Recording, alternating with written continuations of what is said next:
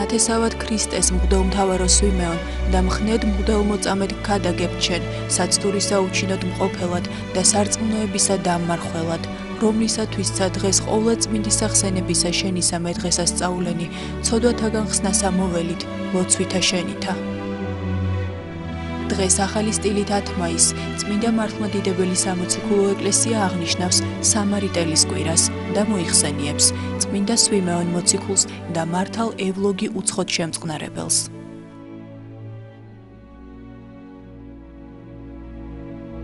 სიტყვა მოციქული წარგზავნილს ნიშნავს და წმინდა წერილში ამ სიტყვით ღვთისნების აღმსრულებელი ადამიანები მოიხსენიებიან. პირველეს მოციქულად კიდევად მაცხოვარი უფალი იესო ქრისტე წარმოგვიდგება, რადგანაც მან ჩვენი სულების სახსნელად კაცობრიობი ბუნება შეიმოსა და უამრავი ტანჯვა, ქვემა დაითმინა ჩვენი ცოდვების გამო.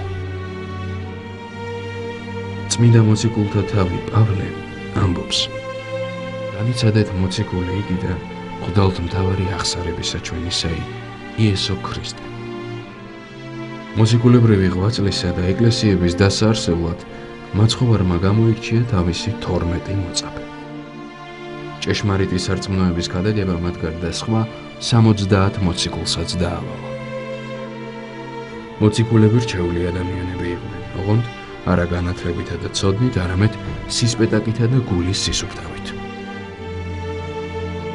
საღმრთო მადლით აღსებულები ყველგან ქადაგებდნენ ქრისტეს მოძღვრებას, აღასრულებდნენ სასწაულებს და თავიანთი მოძღვრის მსგავსად სიცოცხლეს მოწამეობრივად ასრულებდნენ. მოციქულებრივი მოღვაწეობის გამგრძელებლები დღეს მღვდელმსახურები არიან. დღეს არის ხსენება უფლის ხორციელი ნათესავისა წმინდა მოციქულ სვიმეონისა, რომელმაც იხილარა მაცხოვრის მიერ აღსრულებული სასწაულები და მოისმინა მისი ქადაგება, შეუხვდა იესოს და მოციქულებრივი მოღვაწეობის ღირსი გახდა. ის 70 მოციქულიდან ერთ-ერთია. წმინდა სვიმეონი იოსებ დამწინდველის უმცროსი ძმის კლეოპას შვილი გახლდათ. იგი ამხილდა კერპთაყვანის მცემლობას და უშიშრად უქადაგებდა ყველას ქრისტეს სწავლებას. წმინდა იაკობ მოციქულის გარდაცვალების შემდეგ ქრისტიანებმა სვიმეონი იერუსალიმის ეპისკოპოსად დაირჩიეს. წმინდანი თავის სამღვდელმთავრო კათედრას მრავალი წელი უძღვებოდა ღირსეულად, მაგრამ ტრაიანეს მეფობისას ეპისკოპოსებმა რომაელ მმართველ ატიკას წმინდა სვიმეონის დავითის ტომიდან წარმომავლობისა და აღმსარებლობის შესახებ აუწყეს.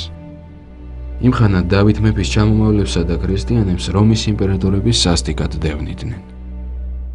მათი სურვილი იყო იუდეის სამეფო გვარიდან აღარავინ დარჩენილიყო, რათა ღვთივკურთხეული ისრაელის მიწა მუდამ თავიანთ მფლობელობაში ჰქონოდათ. წარმართებმა 100 წელს მიტანებული წმინდა სვიმეონი შეიპყრეს, გვემეს და ხანგრძლივი წამების შემდეგ ჯვარზე გააკრეს.